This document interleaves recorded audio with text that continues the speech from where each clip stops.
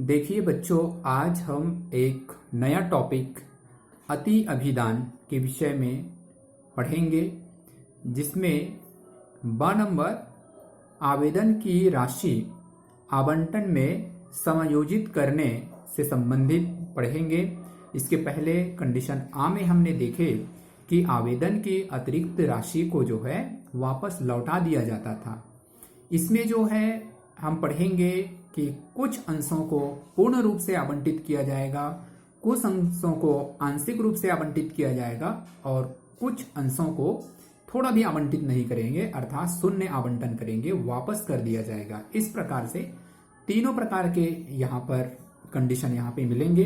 तो इस प्रकार के प्रश्नों को कैसे हल किया जाता है वो आज के इस क्लास में आज हम समझेंगे बच्चों। तो देखिए, मैंने एक उदाहरण यहाँ पर लिया है बच्चों। मैं प्रश्न पढ़ रहा हूं। लिखा है, लुभांस लिमिटेड कंपनी ने 10 रुपए वाले 10,000 अंशों के लिए प्रार्थना पत्र आमंत्रित करने के उद्देश्य से प्रविवरण प्रकाशित किया। अंशों की राशि निम्न प्रकार देय है। प्रार्थना पर 2 रुपए, आवंटन पर 3 रुपए, शेष संचालकों द्वारा मांगे जाने पर। ठीक है, इस प्रकार से बातें कही गई है। आगे देखें बच्चों, 12,000 अंशों के लिए प्रार्थना पत्र आए और संचालकों ने आवंटन निम्न प्रकार से किया। हम जो है देखो बच्चों, 10,000 अंशों के लिए है ना आवेदन आमंत्रित करना चाहते हैं, है ना। कंपनी 10,000 अंशों के लिए आमंत्रित कर रहा है, लेकिन 12,000 अंशों के लिए आवेदन पत्र आ गए हैं। तो उसको संचालकों ने किस प्रकार से आवंटित किया है वो देखिए। 8,000 अंशों के प्रार्थना अर्थात आवेदन पत्रों पर वांछित वांछित अंश का मतलब 8,000 अंशों को पूरा दिया गया। 8,000 का 8,000 अंश दिया गया। फिर 3,000 अंशों के आवेदन पत्रों पर 2,000 अंश। 3,000 जो अंशधारी है, 3,000 जो अंश खरीदने वाले अंशधारी थे, उसको केवल 2,000 अंशों का आवंटन किया गया। फिर 1,000 अंशों के प्रार्थना पत्रों पर शून्य का मतलब ही होता है बच्चों उसको वापस कर देना, लौटा देना। ठीक है, उसको बिल्कुल भी है ना आवंटित नहीं किया। कंपनी के पास 10,000 अंश है, वो 10,000 अंशों को ही आवंटन करेगा, उससे ज्यादा आवंटन नहीं कर सकता। तो देखिए, 8,000 अंशों के लिए पूरा वांछित मतलब पूरा आवंटन किया। इसका मतलब 8,000 यहां हो गया और 3,000 अंशों के प्रार्थना पत्रों पर 2,000 अंश आवंटित किया और 2,000 यहां पर आवंटन किया 3,000 में से। तो 8 और 2 10,000 हो गए। तो इसमें भी 1,000 बच रहा है बच्चों। तो 1,000 जो बच रहा है अंशों का, जो पैसा आवेदन के रूप में आया है, उस पैसे को हम एडजस्ट करेंगे, है ना, उसी को समायोजित करेंगे आवंटन में। यही बातें इस प्रश्न में हमको हल करने का है। कैसे किया जाता है इसी को हमको यहाँ पे समझना है। ठीक है बच्चों, ठीक है। तो 1,000 यहाँ पर और 1,000 ये है ना, इस वाले 1,000 अंशों के प्रार्थना पत्र जिसको हमने एक भी आवंटन नहीं किया उसको वापस कर देंगे। और इसमें का 1,000 रुपए का जो अंश के आवेदन की पैसा जो आएगा उसको आने वाले समायोजित है ना, मतलब याचनाओं पर समायोजित करेंगे, जिसको आवंटन में समायोजित करने के लिए कहा गया है। ठीक है बच्चों, तो उसमें हम जो है उसको समायोजन करेंगे, क्योंकि भाई इस 3,000 अंशों के प्रार्थना करने वाले अंशधारियों को है ना, हमने 2,000 का आवंटन तो किया ही क्या है, मतलब अंशधारी तो हम उसको बनाए ही हैं। तो चूंकि अंशधारी बनाए हैं तो उसकी जो एक्स्ट्रा पैसा है उसको तो भविष्य में हमको उससे लेना ही लेना है। इसी कारण हमने उनसे बात किया कि भाई आपका जो एक्स्ट्रा पैसा हमारे पास आवेदन के रूप में आया है उसको हम आने वाले आवंटन में समायोजित कर देंगे। ठीक है, इस प्रकार से इसका मतलब होता है। देखिए, यह मानते हुए कि आवंटन की समस्त राशियां प्राप्त हो गई और याचना नहीं की गई। याचना नहीं की गई मतलब याचना का जो पैसा है ना उसको नहीं मंगाया गया संचालकों द्वारा। ठीक है, इसका मतलब यह है कि याचना की प्रविष्टि हम यहां पर नहीं करेंगे। देखिए बच्चों, कंपनी की पुस्तक में आवश्यक जर्नल के लेखे कीजिए, ऐसी बातें यहां पर कहा गई है ना, कहा गया है। तो देखिए, इसका एंट्री किस प्रकार करेंगे। तो सबसे पहले हम आवेदन की जो पैसा है, आवेदन में जो पैसा हमें मिलना है बच्चों, वो समस्त पैसों के लिए हम यहाँ पर जर्नल एंट्री कर देंगे आवेदन के समय के लिए। तो आवेदन के टाइम पे किस प्रकार से इसकी जर्नल एंट्री होगी वो देखिए। तो सबसे पहले है ना, पहले भी कर चुके हैं, है ना, क्या लिखते हैं, पहला नंबर में हम एंट्री करते हैं बच्चों, पैसा प्राप्त करते हैं आवेदन का, जिसका होता है बैंक खाता डेबिट। बैंक खाता डेबिट के नाम से हम इसको करेंगे। और लिखेंगे अंश आवेदन खाता से, अंश आवेदन खाता से। और यहां पर आप देखोगे 12,000 अंशों की आवेदन राशि, है ना, आवेदन राशि प्राप्त। ठीक है, ये 12,000 अंशों के लिए आवेदन की राशि बच्चों, है ना, हमको प्राप्त हुआ है। तो 12,000 अंश, और अंश का जो कीमत है बच्चों 2 रुपया बोल रहे हैं, है ना। प्रश्न के अकॉर्डिंग आप देखेंगे तो यहां पर देख सकते हो, है ना, प्रार्थना पर 2 रुपए, मतलब आवेदन पर 2 रुपया है, और 12,000 अंश है तो कितना होगा, 12 एकम 12, 12 दूनी 24। तो इस प्रकार से बच्चों 24,000 रुपए का हो जाएगा ये, तो 24,000 रुपए होगा। ठीक है, 12,000 के हिसाब से हमको पैसा मिला है, लेकिन हम केवल 10,000 अंशों का ही आवंटन कर सकते हैं। ठीक है ना भाई, तो 12,000 का यहां पर है। अब इसका देखते हैं दूसरा पंजी, इसको इसके रियल अकाउंट में ट्रांसफर करेंगे, है ना। आवेदन की राशि को किसमें ट्रांसफर करेंगे, अंश पूंजी खाते में। तो उसके लिए क्या पंजी करते हैं बच्चों, उसके लिए हम पंजी करते हैं बच्चों, वो है अंश आवेदन खाता,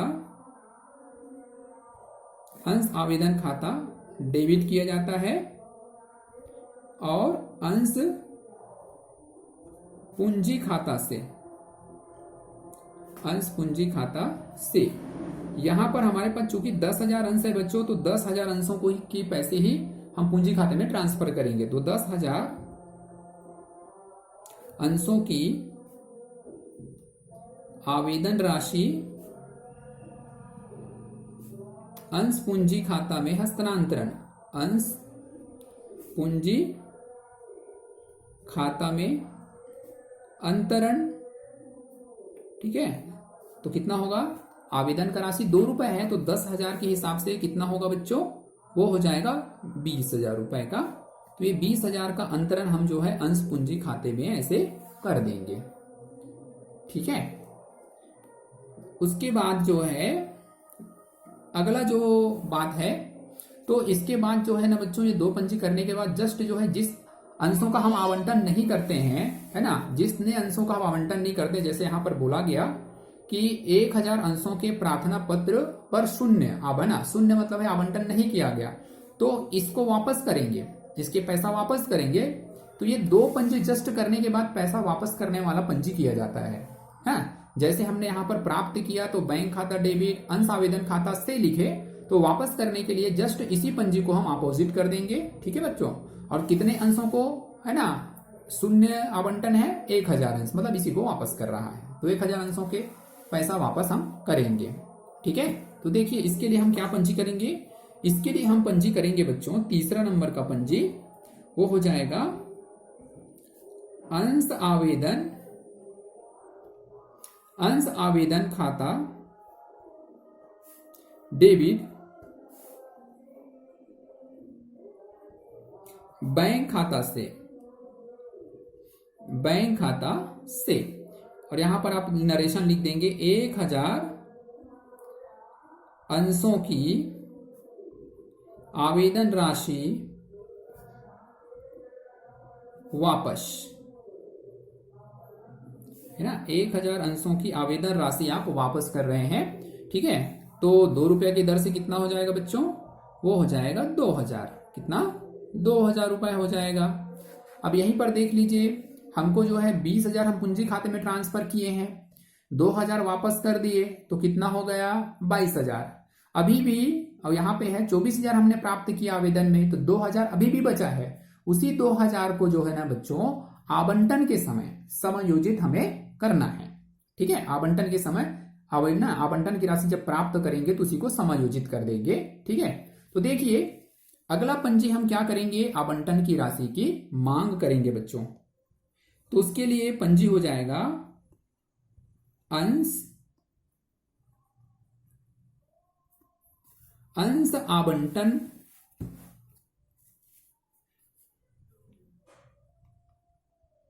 अंश आवंटन खाता हम कर देंगे डेबिट।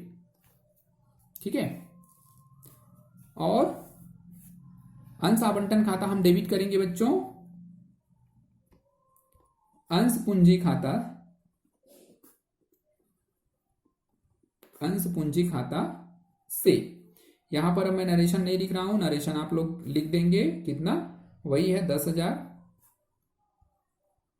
है ना, अंशों पर आवंटन राशि देय।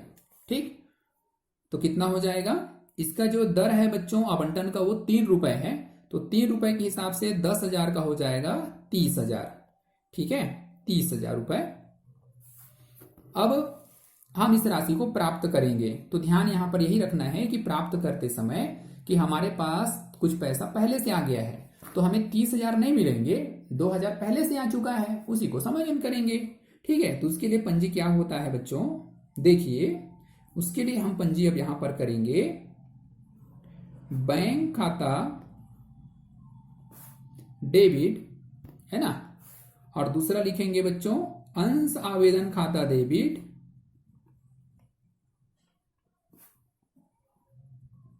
अंश आवेदन खाता भी हम करेंगे डेबिट, और लिखेंगे बच्चों अंश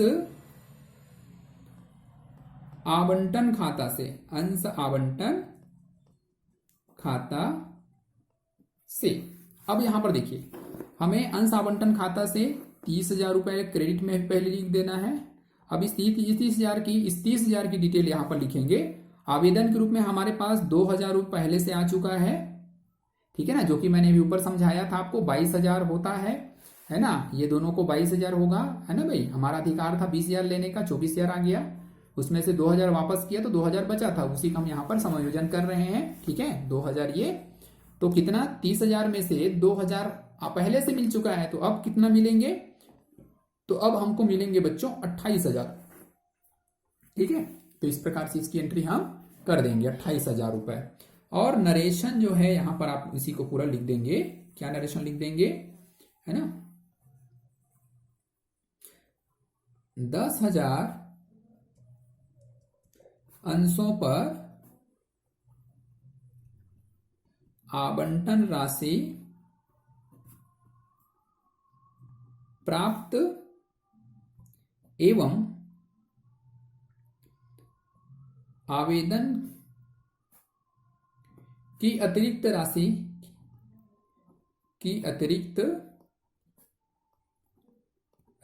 का समायोजन,